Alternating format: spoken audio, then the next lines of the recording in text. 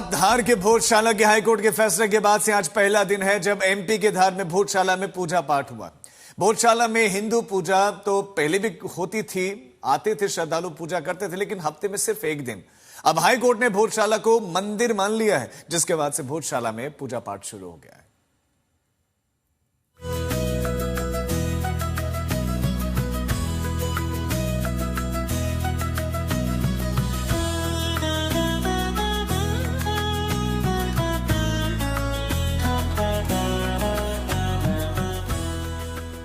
भोजशाला मध्य प्रदेश के धार की भोजशाला, हिंदुओं की भोजशाला, सनातन और संस्कृत अध्ययन का उत्कृष्ट केंद्र भोजशाला, मध्यकाल में सनातन परंपरा की ध्वजवाहक भोजशाला, हिंदुओं की आस्था का पवित्र केंद्र है भोजशाला। जिस जगह पर सदियों से पूजा पाठ के लिए हिंदू संघर्ष करता रहा, अब वो स्थल हिंदुओं का हो गया है। हिंदू पक्ष के लोग पहुंच रहे हैं इस जगह पर, और अगर आप देखें तो यहाँ अगरबत्तियां लगाई जा रही हैं, पूजा हो रही है और साथ ही में यहाँ फूल चढ़ाए गए हैं, माला चढ़ाई गई है। मध्य प्रदेश हाईकोर्ट के फैसले के बाद ये भोजशाला की पहली तस्वीर है। देखिए आंसू निकल पड़े हैं यहाँ पे। ये जो महिला है यहाँ पे ये रो पड़ी हैं, क्योंकि ये जो फैसला आया है उसके बाद इन्होंने लंबा इंतजार शायद किया होगा इस दिन। धार भोजशाला हिंदुओं का पवित्र धार्मिक स्थल है। इसके निशान आज भी मौजूद हैं। ये जो आप देख रहे हैं ये वो घंटियां हैं जिसे यहाँ पे उकेरा गया है।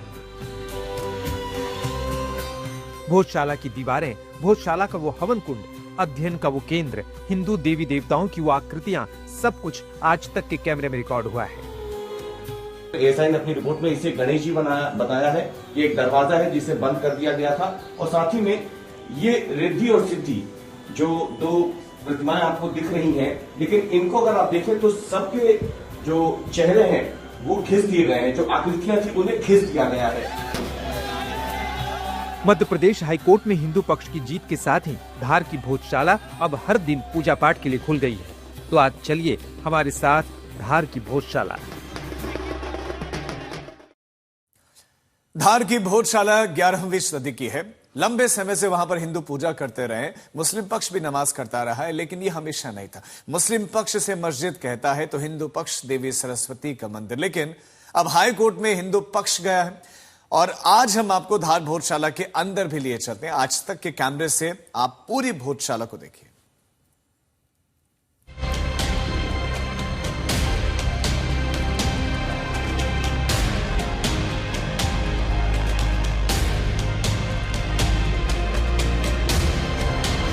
धार की भोजशाला में करोड़ों हिंदुओं की आस्था है। दुनिया भर के हिंदुओं के लिए ये पवित्र स्थल है, और अब मध्य प्रदेश हाईकोर्ट ने भी मान दिया है कि ये कोई कमाल मौला मस्जिद नहीं बल्कि भोजशाला है। वही भोजशाला जिसे परमार वंश के राजा भोज ने 11वीं सदी में बनवाया था। आज तक की टीम आज उस ऐतिहासिक भोजशाला के अंदर पहुंची है, जहां 11वीं सदी की आकृतियां और अवशेष आज भी मौजूद हैं।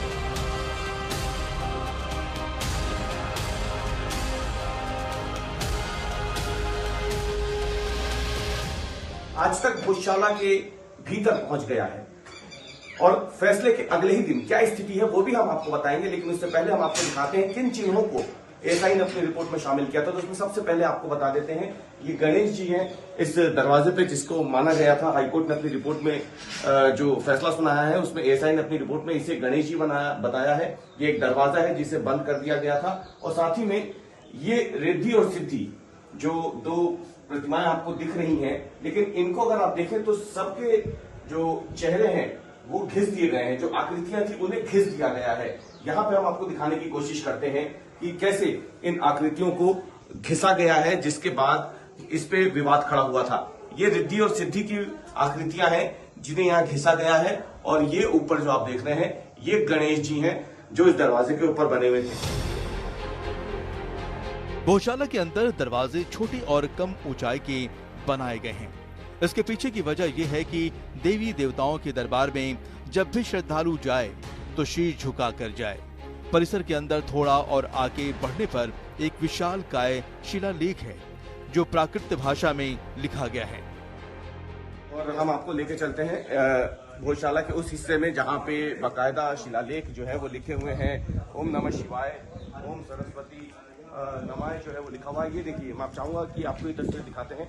ये जो आप देख रहे हैं ये है वो हिस्सा जहाँ पे आपको दिख जाएगा। ये अगर आप देखें तो ये लिखा हुआ है ओम सरस्वती नमः, ये यहाँ पे लिखा हुआ है। और साथ ही में यहाँ पे अगर आप देखें तो ओम नमः शिवाय भी लिखा हुआ यहाँ पे आपको दिख जाएगा। तो और भी अगर आप देखें तो ये जो लिपि यहाँ पे लिखी हुई है इसे भी यहाँ पे पढ़ा गया है। और इस प्राकृत लिपि में ही जो भाषा लिखी हुई है उसको भी यहाँ पे बताया गया है कि ये सनातन काल से यहाँ पे मौजूद है। और ये वो 104 खंबे हैं जो हम आपको दिखा रहे हैं।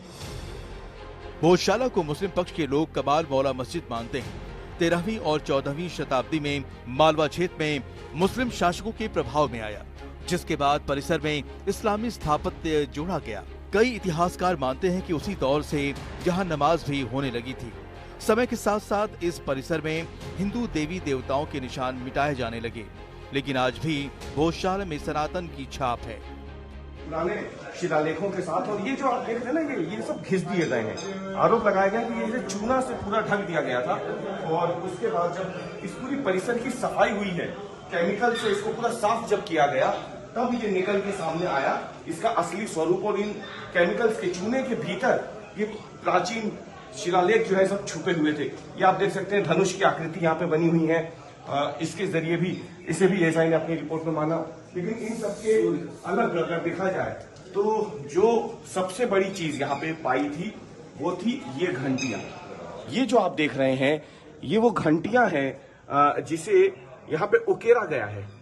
ज्यादातर ये घंटियां हर खंबे पे यहाँ पे बनी हुई थी, उकेरी गई थी, आप देख सकते हैं। और इसे भी आधार माना है। लेकिन देखिए इस तरफ भी हम आपको दिखाते हैं, इस खंबे के ये भी जो है ये घंटियां हैं जिसे यहाँ पे उकेरा गया है बाकायदा उस जमाने में जब यहाँ पे इन खंभों को बनाया गया था उसी दौरान। लेकिन जितने भी यहाँ पे खंबे हैं उनमें जो ये घंटियां थी उन सबको हटा दिया गया। हम दूसरे खंबे पे जाते हैं, आपको दिखाते हैं। देखिए यहाँ पे आपको घंटी नहीं दिखेगी, यहाँ पे आपको वो घंटियां नहीं दिखेंगी क्योंकि उसे हटा दिया गया, घिस दिया गया। और उसके निशान यहाँ दिखते हैं साफ तौर पे कि उसे कैसे घिसा गया था। ऐसा माना है एएसआई ने और हिंदू पक्ष ऐसा कहता है यहाँ पे। और इसे सबको चूने से ढक दिया गया था। भोजशाला के अंदर 104 पिलर हैं। इन खंभों में हिंदू सनातन से जुड़े अवशेष आज भी मौजूद हैं।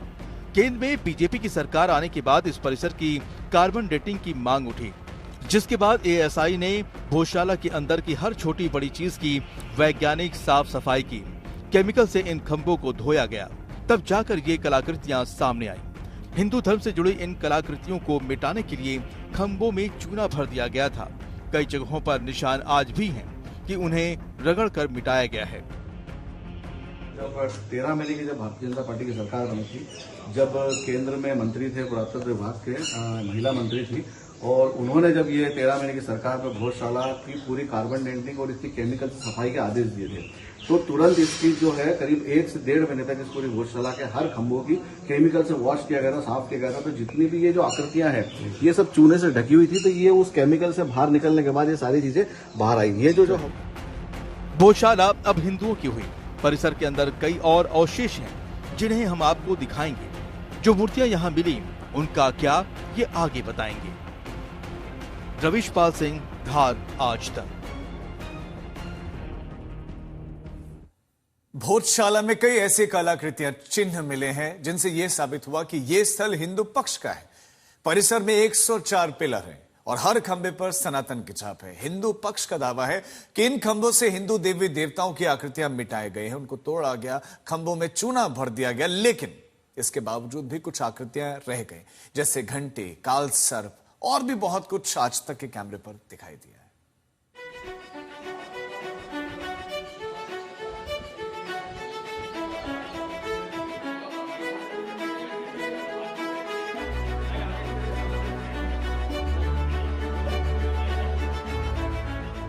भोजशाला का इतिहास सदियों पुराना है। 11वीं सदी में जब राजा भोज ने बनवाया था तो ये शिक्षा का केंद्र था। यहाँ संस्कृत, व्याकरण, दर्शन और शास्त्रों की शिक्षा दी जाती थी। इसके अलावा इस स्थान को वाग्देवी यानी सरस्वती का स्थान माना जाता था। हिंदू परंपरा में सरस्वती ज्ञान की देवी मानी जाती हैं। इस लिहाज से भोजशाला उन दिनों एक ऐसा स्थान था जो ज्ञान का केंद्र था।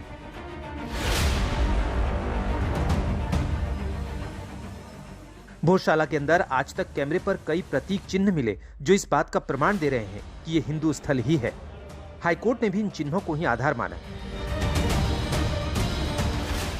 भोजशाला के खंभों पर भगवान गणेश की आकृति, घंटियां, रिद्धि सिद्धि की आकृतियां हैं। दीवारों पर ओम नमः शिवाय और ओम सरस्वती नमः लिखा हुआ है। ओम सरस्वती नमः। गुंबज में कमल के फूल की आकृति है।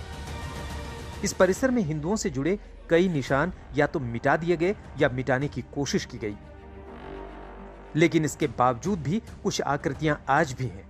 मंदिर परिसर में काल सर्प की आकृति भी है जिसे एएसआई ने संरक्षित रखा है। वो तस्वीर दिखाएंगे जिसे अभी भी साफ तौर पर देखा जा सकता है कि वो एक प्राचीन यंत्र है, काल सर्प यंत्र, जो कि इस मंदिर में जैसे हाईकोर्ट ने माना है वहां पे बना हुआ था। और यहाँ पे अगर आप देखें ये वो काल सर्प यंत्र है जो फिलहाल यहाँ पे बना हुआ है। और इसमें अगर आप देखें तो उसे फिलहाल कवर करके रख दिया गया है। और ये जो कवर करके रखा गया है वो इसीलिए क्योंकि इसे यहाँ पे कोशिश की गई थी घिसने की, लेकिन पूरी तरीके से घिस नहीं पाया। बताया गया कि चूने से ढक दिया गया था, लेकिन बाद में उसे निकाला गया है।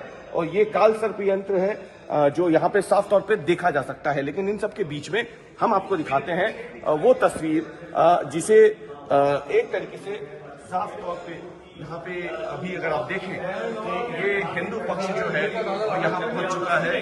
और यहाँ पे लगातार हिंदू पक्ष के लोग जो है वो आकर के पूजन शुरू कर रहे हैं। ये अगर आप देखें तो ये कमल के फूल के आकार के जो यहाँ पे छत बनी हुई है, ये भी एएसआई ने अपनी रिपोर्ट में शामिल की थी, जिसके बाद इस पर भी फैसला जो है फिलहाल हाईकोर्ट की तरफ से दिया गया है।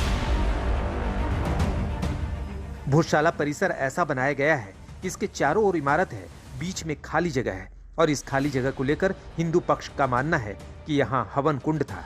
इस हवन कुंड को भी एएसआई ने सर्वे के दौरान साफ किया है। ये मिट्टी से भरा हुआ था। 104 खंबे हैं, खंबों पे आकृतियां हैं, उन सब के बीचों बीच इस जगह की आस्था का सबसे प्रमुख केंद्र है वो हवन कुंड, वो यज्ञशाला, जहां पे माना जाता है कि प्राचीन समय में मां सरस्वती के उपासक के रूप में लोग पूजा करते थे, यज्ञ करते थे। उस यज्ञ वेदी पे भी हम इस वक्त मौजूद हैं। और ये जो आप पूरी जगह देख रहे हैं ये वो जगह है जिसे यज्ञ वेदी कहा जाता है। यहीं पे अगर आप देखें जो इसी साल सरस्वती पूजन भी हुआ था तो इसी जगह पे वो यज्ञ हुआ था। ये यज्ञ कुंड है।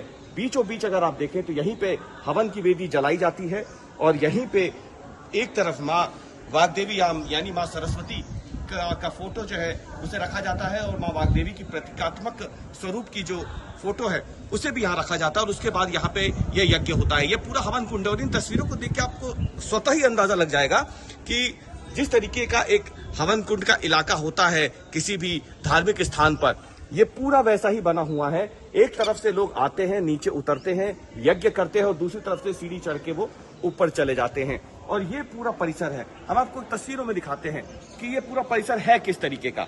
ये जो आप देख रहे हैं ये प्राचीन परिसर और ये पूरा परिसर जो इस वक्त सुरक्षा के कड़े घेरे में रहता है।